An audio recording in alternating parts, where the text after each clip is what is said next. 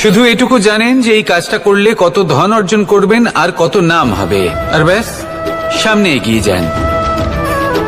এটা উচিত নয়। পূর্ণরূপে যে কোনো কাজ করার আগেই সেই কাজের বিশ্লেষণ করে নেওয়া উচিত, তা বুঝে নেওয়া উচিত এবং সেই বিষয়ে অবশ্যই খেয়াল রাখা উচিত যে আপনার শরীর এবং আপনার মন এই কাজ করার জন্য কি প্রস্তুত রয়েছে। যদি তা না হয় তাহলে প্রথমে নিজেকে শুধরে নিন, তারপরে সেই কাজ করুন। যদি এইভাবে জীবনে সামনে এগোন তাহলে সাফল্যের সম্ভাবনা জীবনে অনেক বেশি বেড়ে যাবে। তাহলে এটাই করুন আর আমার সাথে ভালোবেসে বলুন, রাধা রাধা।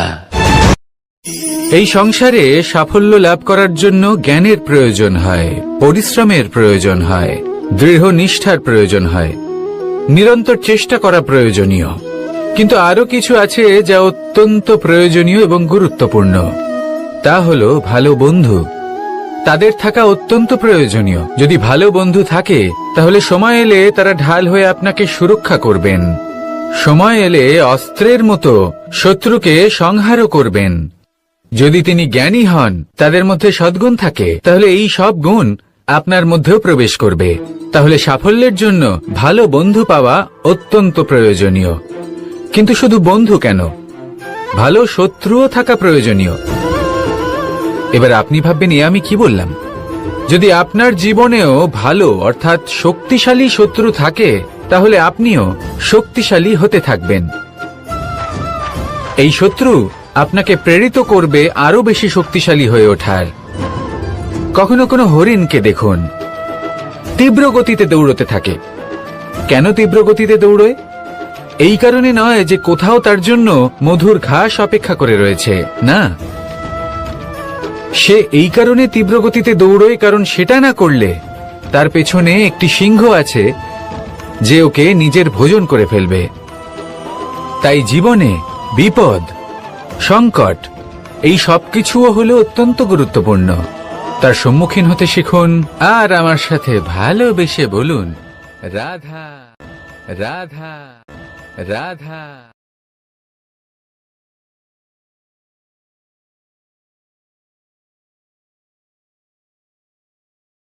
লক্ষ্যে পৌঁছানো অত্যন্ত কঠিন হয়।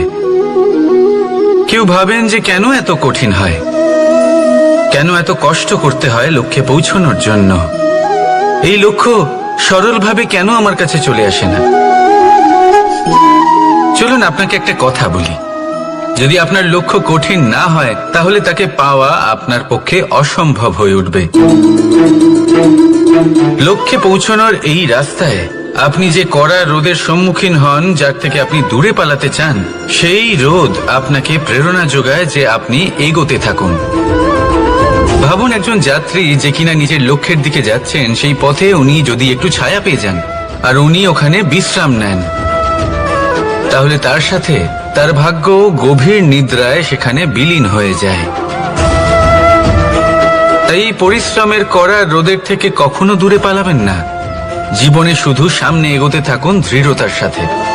আর লক্ষ্য সরল হোক, কঠিন হোক বা অত্যাধিক কঠিন হোক, একটা কথা মনে রাখবেন, যে জীবনের লক্ষ্যে পৌঁছতে পেরেছে সে লক্ষ্য প্রাপ্তির জন্য আফসোস কখনোই করে না। রাধা রাধা। ধৈর্য, এই ধৈর্য কি কোনো গুণ, কোনো অনুভূতি, কোনো দৃষ্টিভঙ্গি? আমার জন্য ধৈর্য এক বাক।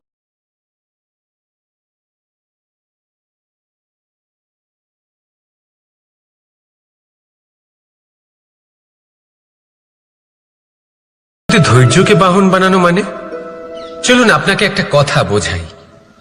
পৃথিবীতে এমন কোনো বাহন নেই যে তার আরোহীকে আছড়ে ফেলেনি। সেটা উট হোক বা হাতি হোক বা ঘোড়া হোক, চলতে চলতে কখনো নড়বড় করেই বসে।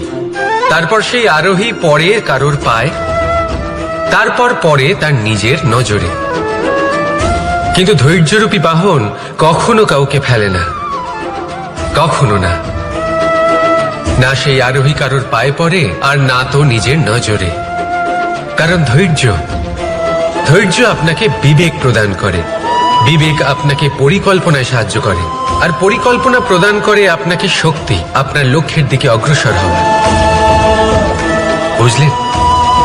ধৈর্যকে সঙ্গে রাখুন, নিজেকে আরো ধৈর্যশীল করে তুলুন। এই ধৈর্যের সাহায্যে আরোহণ করে দেখুন কিভাবে এই বাহন আপনাকে আপনার গন্তব্যে পৌঁছে দেবে। রাধা রাধা। সংসারে এমন একটা ভ্রান্ত ধারণা রয়েছে যে সবকিছু ভাগ্যের দ্বারা পাওয়া যায়, কিন্তু ভাগ্য, প্রারব্ধ এ তো সকলের জন্যই সমান হয়। এটা তো ব্যক্তির উপরে নির্ভরশীল হয়, তার আকাঙ্ক্ষার উপরে নির্ভরশীল হয়, বাসনার উপরে নির্ভরশীল হয়, স্বভাবের উপরে নির্ভরশীল হয় যে উনি সেটা নিয়ে কি করেন। দেখুন, এই প্রসাদ কিন্তু সকলকেই দেওয়া হয়, কিন্তু তা গ্রহণ করবেন কিভাবে সেটা ব্যক্তির উপরে নির্ভর করে। আপনাকে এক উদাহরণ দিই। যেমন ধরুন, দুজন মানুষকে আমি একটা করে মাটির ডেলা দিলাম, সেটা নিয়ে তারা কি করবেন? একজন মানুষ তার ছোট ছোট ডেলা বানাবেন আর পথযাত্রীদের ওপরে ছুঁড়ে মারবেন, হাসি ঠাট্টা করবেন, তাদের বস্ত্র নোংরা করে দেবেন, সেটাতেই উনি আনন্দ পাবেন। অন্যদিকে দ্বিতীয় ব্যক্তি সেই মাটির ডেলা দিয়েই নিজের জন্য একটা কুঁড়ে ঘর বানাবেন। সেই কুঁড়ে ঘর যা রোদেতে, বৃষ্টিতে, ঝড়ে তাকে সুরক্ষিত রাখবে। অনুভূতি, এই অনুভূতি বদলাতে শিখুন। এই অনুভূতি অত্যন্ত গুরুত্বপূর্ণ। ভালোবাসাতেও এই অনুভূতি হলো অত্যন্ত গুরুত্বপূর্ণ। ভালোবাসা সে বন্ধুর সাথে হোক, মা বাবার সাথে হোক, ভাই বোনের সাথে হোক, স্ত্রীর সাথে হোক, যে কারোর সাথে হোক। মনে রাখবেন, এই হলো সেই অনুভূতি যা আপনার ভাগ্য নির্ধারণ করে থাকে। তাহলে আসুন আমার সাথে প্রেমের অনুভূতি নিয়ে বলুন, রাধা রাধা। লক্ষ্য, পথ আর সাফল্য, এই তিনটেই একে অপরের সাথে জড়িত, কিন্তু অনেকবার মানুষ এদের ঠিকভাবে বুঝতে পারেন না। তারা ভাবেন যে যেরকম লক্ষ্য হবে সেরকমই পথ হবে, সেই মতোই লক্ষ্য কঠিন হলে পথ কঠিন হবে, লক্ষ্য সরল হলে পথও সরল হবে। যদি আপনাকে আসল সত্যের সাথে অবগত করাই, তাহলে দেখবেন সবকিছুই এর উল্টো। লক্ষ্য নিজের পথ বানায় না, পথ সেটাই যেটা আপনি স্বয়ং নির্বাচন করে আপনি নিজে বানান। সেই অনুসারেই আপনি আপনার লক্ষ্যে পৌঁছতে পারবেন। সেই জন্য জীবনে যখনই লক্ষ্যে পৌঁছানোর পথের বিষয়ে আপনি কোনো সিদ্ধান্ত নেবেন, তাহলে তা ভেবে চিন্তে নেবেন, কারণ এই পথ অত্যন্ত গুরুত্বপূর্ণ। পথ যদি শুভ হয়, তাহলে লক্ষ্য আপনা থেকেই শুভ হয়ে যায়। তাহলে আসুন আমার সাথে ভালোবেসে বলুন, রাধা রাধা। ভাগ্য আর কর্ম, এই দুই এমন শব্দ যাকে ঘিরে সমগ্র সংসার। কেউ বলে আমার ভাগ্যে এটা ছিল না, যা পেলে আমার জীবন অন্যরকম হতো। কেউ বলে আমার গত জন্মের কর্ম নিশ্চয়ই এমন ছিল, যে কারণে এই জন্মে এরকম ভাগ্য পেয়েছি আমি। এসব বাদ দিন আর একবার শান্ত চিত্তে ভাবুন। আপনি বুঝতে পারবেন যে ভাগ্য আর কর্ম এই দুই এই জন্মের। তফাৎ শুধুমাত্র এটাই যে যদি ভাগ্যের কথা বলা হয়, তাহলে আপনি এই ভাগ্যের থেকে যত বেশি আশা করবেন, তত বেশি নিরাশ হবেন আপনি, কারণ এই আশা আপনাকে কর্ম করা থেকে আটকায়। যদি কথা বলা হয় কর্মের, তাহলে নিজের কর্মের প্রতি যত বিশ্বাস রাখবেন, তত বেশি সফলতা আপনার কাছে আসবে। তাই একটা কথা মনে রাখবেন, ভাগ্য আপনার কর্ম নির্ধারণ করে না, কিন্তু আপনার কর্ম আপনার ভাগ্যকে অবশ্যই নির্ধারণ করে। রাধা রাধা। নাম কত সাধারণ একটা বিষয়। প্রত্যেক মানুষ যে জন্ম নেয়, তাকে একটা নাম দেওয়া হয়, যা সে পেয়ে থাকে তার মাতা পিতার দ্বারা, না হলে তার গুরুর দ্বারা, বা কোনো আত্মীয়ের দ্বারা, বা কোনো কাছের মানুষের দ্বারা। এই নামের সাথেই সে আস্তে আস্তে বেড়ে ওঠে। কিন্তু এটাই কি সেই নাম? এই নামই কি সবকিছু? কখনোই নয়। একটা নাম সেটা যা আপনি জন্মের সময় লাভ করেন, যে নামে আপনি কর্মের পথে অগ্রসর হন। আরো একটা নাম সেটা যা আপনি আপনার কর্মের দ্বারা অর্জন করেন, আর এই নামেই আপনাকে সবাই যুগ যুগ ধরে মনে রাখে। আপনার আসল নাম সেটা নয় যা আপনাকে জন্মের সময় দেওয়া হয়েছিল। আপনার আসল নাম সেটা যেটা আপনি আপনার কর্ম দ্বারা লাভ করেছেন, কারণ সেই লাভের পেছনে প্রচুর প্রয়াস লুকিয়ে থাকে, অনেক পরিশ্রম লুকিয়ে থাকে। কিন্তু যদি আপনি চান যে মানুষ আপনার নাম মনে রাখে, তাহলে আপনাকে কর্মের পথে অগ্রসর হতেই হবে, শুভ কর্ম করতে হবে, অনর্গল চেষ্টা করে যেতে হবে, মহান কাজ করতে হবে। আর বিশ্বাস করুন, আপনি একটা মহান নামের ফল অবশ্যই লাভ করবেন। রাধা রাধা। আমি এখানে একা এই বনে বসে আছি, বাঁশি বাজাচ্ছি। কার জন্য? কে আছেন এখানে? কেউ নেই। আমার প্রজা, আমার রাজ্য, আমার পরিবার আমার থেকে অনেক দূরে আছেন। আমি এখানে একা এই বনে বসে এই আকাশের এই রঙের, গাছের এই সব ফলের, মাটির সুবাসের আনন্দ উপভোগ করছি। কেন? আমি হলাম দ্বারকাধীশ। এমন কি রাজকীয় বা ভৌতিক সুখ রয়েছে যে আমি ওখানে পেতে পারি না? সবকিছুই পেতে পারি, তাও এখানে বনে একা বসে আছি। কোন সুখ খুঁজে চলেছি? একা থাকার সুখ। আমরা প্রত্যেকদিন অনেক মানুষের সাথে, চিন্তাধারার সাথে, কর্মের সাথে, পরিস্থিতির সাথে, সুখ দুঃখের দ্বারা বেষ্টিত থাকি। জীবনের এই চক্রে আমরা জড়িয়ে পড়তে থাকি। যতই আমরা এই সমস্যার সমাধান করি, আমরা ততই এতে জড়িয়ে পড়ি। আমরা এতটাই জড়িয়ে পড়ি যে যখন আমরা আয়নায় নিজেদের দেখি, তখন আমরা নিজেদের চিনতেই পারি না। এমন মনে হয় যেন আমরা নিজেদের হারিয়ে ফেলেছি। সেই জন্য প্রত্যেক দিন আপনি কিছু সময় নিজের সাথে কাটান একান্তে। এটা অত্যন্ত আবশ্যক। নিজের অস্তিত্বের গভীরে গিয়ে দেখতে শিখুন, নিজেকে বুঝুন। অদ্ভুত শান্তির অনুভূতি হবে। যেমন এই বায়ু, এই বৃক্ষ, এই পুষ্প, এই নিসর্গ, এদের মতো আপনিও কখনো একলা হতে শিখুন। কখনো নিসর্গের একটা অংশ হয়ে দেখুন। এই মন প্রসন্ন হয়ে বলবে, রাধা। একবার একটা শেয়াল বনে বিচরণ করছিল। ও একটা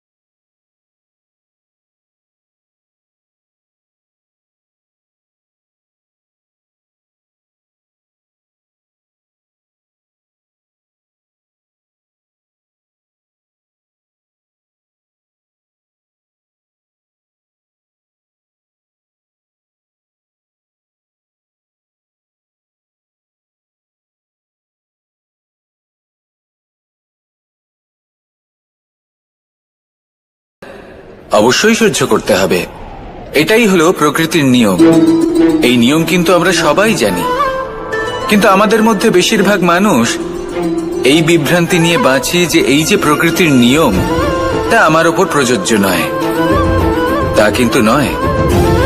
আমাদের চতুর্দিকে এই যে নিসর্গ রয়েছে, আমরা তার কতটা ক্ষতি করি সেটা একবার ভেবে দেখুন। আমরা বনাঞ্চল জ্বালিয়ে দিই, বায়ু দূষিত করি, জল দূষিত করি, প্রাণীদের হত্যা আমরা করি। কেন? এই নিসর্গ আমরা নষ্ট করি, যদিও আমরা জানি যে আমরাও হলাম এই নিসর্গেরই অংশ। এবার দেখুন, শরীরের কোনো অংশে যদি আগুন ধরান, আস্তে আস্তে সমস্ত শরীরও জ্বলে যাবে। সেইভাবেই নিসর্গ যদি নষ্ট হয়ে যায়, তাহলে মনুষ্য জাতিও নষ্ট হয়ে যাবে। তাই এই যে নিসর্গ আপনি দেখছেন, এই পুষ্প, এই বৃক্ষ, বায়ু, জল, এদের সকলকে রক্ষা করুন, নষ্ট নয়। মনে রাখবেন, যদি নিসর্গ থাকে মানুষ থাকবে, যদি নিসর্গ থাকে তাহলেই জীবন থাকবে। আসুন আমার সাথে ভালোবেসে বলুন, রাধা রাধা। কারই না পছন্দ বলুন তো? অত্যন্ত সুস্বাদু হয় এই মধু, মিষ্টি খেতে হয় এবং তা শক্তিও প্রদান করে। এবং প্রত্যেকটি মিষ্টি পদার্থের মতোই এতেও খুব তাড়াতাড়ি পিঁপড়ে ধরে যায়। অন্যদিকে যদি নুনকে দেখি, তাহলে বছরের পর বছর রাখলেও এতে পিঁপড়ে ধরে না। এবার যদি কথা বলি বন্ধুত্বের, তাহলে বন্ধুত্ব নুনের মতো হওয়া উচিত, মধুর মতো নয়। যারা সামনে এলে শুধুমাত্র মধুর মধুর কথা বলবে, পরে এতে পিঁপড়ে ধরে যাবে, এটা নুনের মতো হওয়া উচিত। প্রকৃত বন্ধু হলো সে যে সময় এলে পরে আপনার সামনে আপনার প্রকৃত সত্য তুলে ধরবে, তা সে যতই কঠিন হোক না কেন। আপনার দোষ, আপনার অপগুণ, আপনার খামতি আপনাকে বলতে পারবে, যাতে আপনি সেগুলো শুনে মেনে নিয়ে তারপর নিজেকে শুধরোতে পারেন। এটাই হলো প্রকৃত বন্ধুত্ব। কখনো নিজের জীবনের আশেপাশে মন দিয়ে দেখবেন, অনেক সময় এমন মানুষ থাকেন, অনেক বন্ধু থাকেন, যাদের দেখে আমাদের মনে হয় যে এনারা খুব কঠোর, এনাদের কথা খুব কটু। কিন্তু বেশিরভাগ এমন মানুষের মনটা যদি বুঝতে পারেন, তাহলে দেখবেন তাতে কোনো মালিন্য নেই। এনাদের মন অত্যন্ত পবিত্র হয়। যদি আপনার জীবনেও এমন কোনো ব্যক্তি থেকে থাকে, এমন বন্ধু থাকে, তাহলে তাদের আগলে রাখুন আর আমার সাথে ভালোবেসে বলুন, রাধা রাধা। যতক্ষণ আমরা এই সংসারে জীবিত, ততক্ষণ আমাদের সাথে সবকিছু থাকে। আমাদের ধন, সুখ স্বাচ্ছন্দ্য, আমাদের মিত্রগণ, আমাদের পরিবার, এই সমাজ, এই সবকিছু আমাদের সাথে থাকে। যেদিন আমরা এই সংসারকে ত্যাগ করব, এদের মধ্যে কেউ আমাদের সাথে যাবে না, না ধন, না স্বাচ্ছন্দ্য, না সম্পত্তি। এই সকল মানুষ, এই সমাজ, এরা শুধুমাত্রই শ্মশান পর্যন্ত আমাদের সাথে থাকতে পারবেন। তারপরে যদি আমাদের সাথে কিছু যেতে পারে, তাহলে তা শুধুই আমাদের ধর্ম। আর এই সংসারে আমরা নিজেদের যে সুনাম রেখে যাই, সেটা সম্ভব শুধুমাত্র কর্মের দ্বারা। সেই জন্য সংসারে যতদিন পর্যন্ত জীবিত আছেন, যদি কিছু অর্জন করতে চান, তাহলে ধর্ম অর্জন করুন, ধর্মের বিষয়ে স্পষ্টতা অর্জন করুন এবং কর্ম অর্জন করুন। এটাই হবে আপনার অতীত এবং এটাই হবে আপনার ভবিষ্যৎ, এবং এটাই সকলকে প্রেরণা প্রদান করবে। আসুন আমার সাথে ভালোবেসে বলুন, রাধা রাধা। কোনো যাত্রায় যাব বলে মনে করি, তখনই আমরা প্রস্তুত থাকি আসন্ন বিপদের জন্য বা সংকটের জন্য। যেমন যদি আমাদের মনে হয় যে আজকের পরিবেশ খুব ঠান্ডা হবে, তাহলে আমরা গরম বস্ত্র ধারণ করি বা সেটাকে সাথে নিয়ে যাই। যদি মনে হয় যে বৃষ্টি হতে পারে বা বৃষ্টি হয়ে চলেছে, আমরা দেখছি, তাহলে আমরা একটা ছাতা সাথে নিয়ে নিই। আমরা প্রস্তুত থাকতে চাই এবং এটাই উচিত, এবং সেই কারণেই আমরা যাত্রায় সাফল্য লাভ করি। কিন্তু যদি আমরা কথা বলি জীবনযাত্রা নিয়ে, যা কিনা সব থেকে বেশি গুরুত্বপূর্ণ, তাহলে তার জন্য আমরা পূর্ণরূপে প্রস্তুত থাকি না। আশেপাশের মানুষ, এই সমাজ, আমাদের সাথী, আমাদের মিত্ররা যে কোনো মুহূর্তে বদলে যেতে পারেন। সেই জন্য আমরা নিজেদেরকে কখনো সাবধান করি না, কখনোই নিজেদের প্রস্তুত করি না। আমাদের এটা কখনোই মনে হয় না যে এরকম হতে পারে। আর সেই কারণেই শেষে গিয়ে আমরা অত্যন্ত দুঃখ পাই। একটা অমূল্য শিক্ষা আছে যেটা আমাদের লাভ করা উচিত। সতর্ক থাকা উচিত। এই জীবনযাত্রার জন্য শুধুমাত্র এই পরিবেশের বিষয়ে তথ্য সংগ্রহ করা বা তাকে অনুমান করা এটুকু হলেই চলবে না। আমাদের আশেপাশের মানুষজনকে দেখতে হবে, তাদের স্বভাব পরিস্থিতির ওপর নজর রাখতে হবে। যখন তারা রং পাল্টাচ্ছেন নজর রাখতে হবে, তা অত্যন্ত আবশ্যক। পরিবর্তন আপনার জীবনে অবশ্যম্ভাবী। সঠিকভাবে তার সম্মুখীন হন। আসুন আমার সাথে ভালোবেসে বলুন, রাধা। যদি আমি আমার চোখ বেঁধে কোনো একটা নির্দিষ্ট দিকে নিজের সমস্ত শক্তি প্রয়োগ করে ছুটে যাই তাহলে কি হবে? আমি কোথাও ধাক্কা খেতে পারি, নিজের ক্ষতি করতে পারি, কোথাও পড়ে যেতে পারি, তাই না? অর্থাৎ এটা নিশ্চিত এই কাজ আমার করা উচিত নয়। কিন্তু আজকের দিনে প্রত্যেকটা মানুষ এই কাজই করছেন, তাই না? কোনো কাজ করার পূর্বে সেই কাজের বিষয়ে সম্পূর্ণ তথ্য কোথায় সংগ্রহ করছেন? শুধু এটুকু জানেন যে এই কাজটা করলে কত ধন অর্জন করবেন আর কত নাম হবে, আর ব্যাস সামনে এগিয়ে যান। এটা উচিত নয়। পূর্ণরূপে যে কোনো কাজ করার আগেই সেই কাজের বিশ্লেষণ করে নেওয়া উচিত, তা বুঝে নেওয়া উচিত এবং সেই বিষয়ে অবশ্যই খেয়াল রাখা উচিত যে আপনার শরীর এবং আপনার মন এই কাজ করার জন্য কি প্রস্তুত রয়েছে। যদি তা না হয় তাহলে প্রথমে নিজেকে শুধরে নিন, তারপরে সেই কাজ করুন। যদি এইভাবে জীবনে সামনে এগোন তাহলে সাফল্যের সম্ভাবনা জীবনে অনেক বেশি বেড়ে যাবে। তাহলে এটাই করুন আর আমার সাথে ভালোবেসে বলুন, রাধা রাধা। এই সংসারে সাফল্য লাভ করার জন্য জ্ঞানের প্রয়োজন হয়, পরিশ্রমের প্রয়োজন হয়, দৃঢ় নিষ্ঠার প্রয়োজন হয়, নিরন্তর চেষ্টা করা প্রয়োজনীয়। কিন্তু আরো কিছু আছে যা অত্যন্ত প্রয়োজনীয় এবং গুরুত্বপূর্ণ। তা হলো ভালো বন্ধু। তাদের থাকা অত্যন্ত প্রয়োজনীয়। যদি ভালো বন্ধু থাকে তাহলে সময় এলে তারা ঢাল হয়ে আপনাকে সুরক্ষা করবেন। সময় এলে অস্ত্রের মতো শত্রুকে সংহারও করবেন। যদি তিনি জ্ঞানী হন, তাদের মধ্যে সদ্গুণ থাকে, তাহলে এই সব গুণ আপনার মধ্যেও প্রবেশ করবে। তাহলে সাফল্যের জন্য ভালো বন্ধু পাওয়া অত্যন্ত প্রয়োজনীয়। কিন্তু শুধু বন্ধু কেন, ভালো শত্রুও থাকা প্রয়োজনীয়। এবার আপনি ভাববেন, এ আমি কি বললাম? যদি আপনার জীবনেও ভালো অর্থাৎ শক্তিশালী শত্রু থাকে তাহলে আপনিও শক্তিশালী হতে থাকবেন। এই শত্রু আপনাকে প্রেরিত করবে আরো বেশি শক্তিশালী হয়ে ওঠার। কখনো কোনো হরিণকে দেখুন, তীব্র গতিতে দৌড়তে থাকে। কেন তীব্র গতিতে দৌড়য়? এই কারণে নয় যে কোথাও তার জন্য মধুর ঘাস অপেক্ষা করে রয়েছে, না।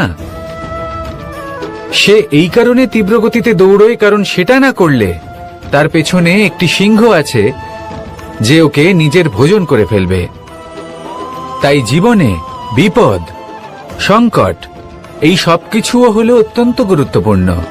তার সম্মুখীন হতে শিখুন আর আমার সাথে ভালোবেসে বলুন, রাধা রাধা রাধা।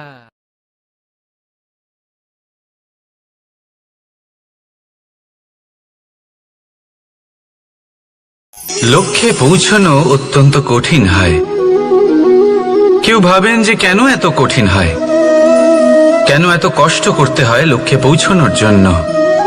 এই লক্ষ্য সরলভাবে কেন আমার কাছে চলে আসে না? চলুন আপনাকে একটা কথা বলি, যদি আপনার লক্ষ্য কঠিন না হয় তাহলে তাকে পাওয়া আপনার পক্ষে অসম্ভব হয়ে উঠবে। লক্ষ্যে পৌঁছানোর এই রাস্তায় আপনি যে কড়া রোদের সম্মুখীন হন, যার থেকে আপনি দূরে পালাতে চান, সেই রোদ আপনাকে প্রেরণা যোগায় যে আপনি এগোতে থাকুন। ভাবুন একজন যাত্রী যে কিনা নিজের লক্ষ্যের দিকে যাচ্ছেন, সেই পথে উনি যদি একটু ছায়া পেয়ে যান আর উনি ওখানে বিশ্রাম নেন, তাহলে তার সাথে তার ভাগ্য গভীর নিদ্রায় সেখানে বিলীন হয়ে যায়। তাই পরিশ্রমের কড়া রোদের থেকে কখনো দূরে পালাবেন না। জীবনে শুধু সামনে এগোতে থাকুন দৃঢ়তার সাথে। আর লক্ষ্য সরল হোক, কঠিন হোক বা অত্যাধিক কঠিন হোক, একটা কথা মনে রাখবেন, যে জীবনের লক্ষ্যে পৌঁছতে পেরেছে সে লক্ষ্য প্রাপ্তির জন্য আফসোস কখনোই করে না। রাধা রাধা। ধৈর্য, এই ধৈর্য কি কোনো গুণ, কোনো অনুভূতি, কোনো দৃষ্টিভঙ্গি? আমার জন্য ধৈর্য এক বাহন। আপনি হয়তো ভাবছেন এই কেমন বাহন? বাহন তো ঘোড়া হতে পারে, হাতি হতে পারে, উটও হতে পারে, কিন্তু ধৈর্যকে বাহন বানানো মানে? চলুন আপনাকে একটা কথা বোঝাই। পৃথিবীতে এমন কোনো বাহন নেই যে তার আরোহীকে আছড়ে ফেলেনি। সেটা উট হোক বা হাতি হোক বা ঘোড়া হোক, চলতে চলতে কখনো নড়বড় করেই বসে।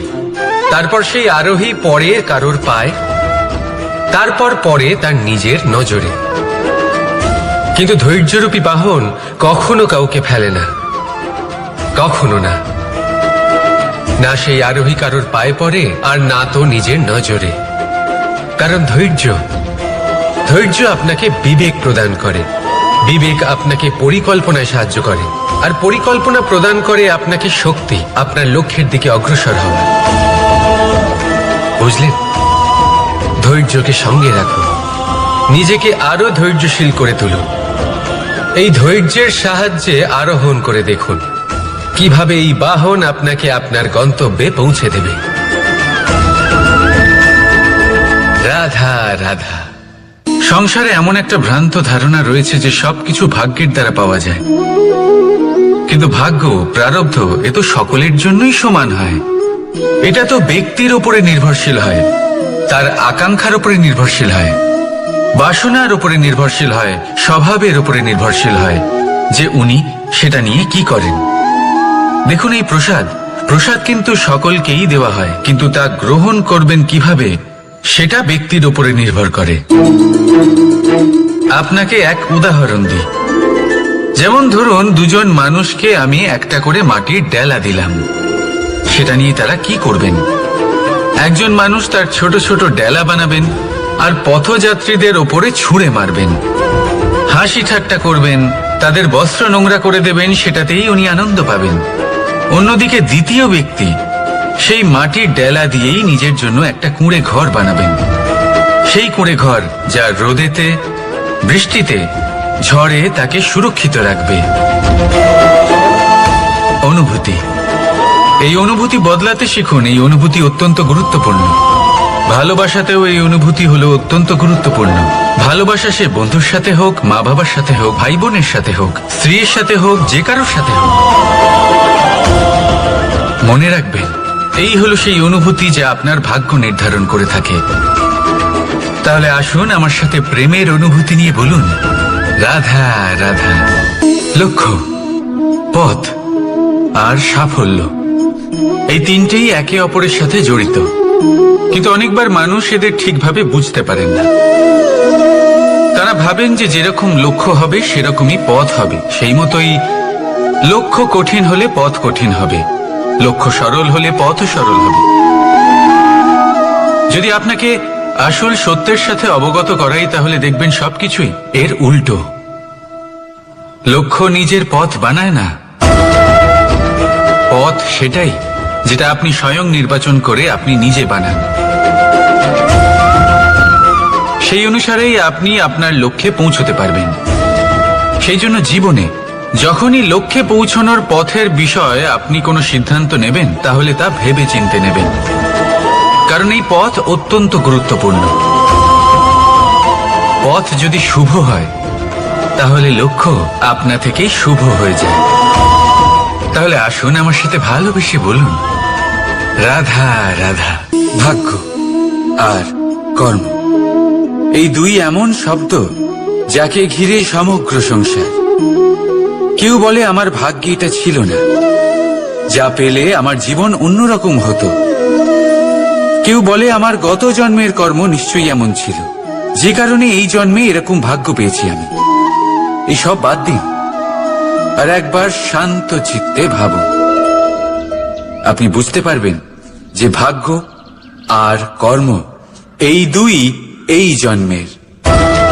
তফাৎ শুধুমাত্র এটাই যে যদি ভাগ্যের কথা বলা হয়, তাহলে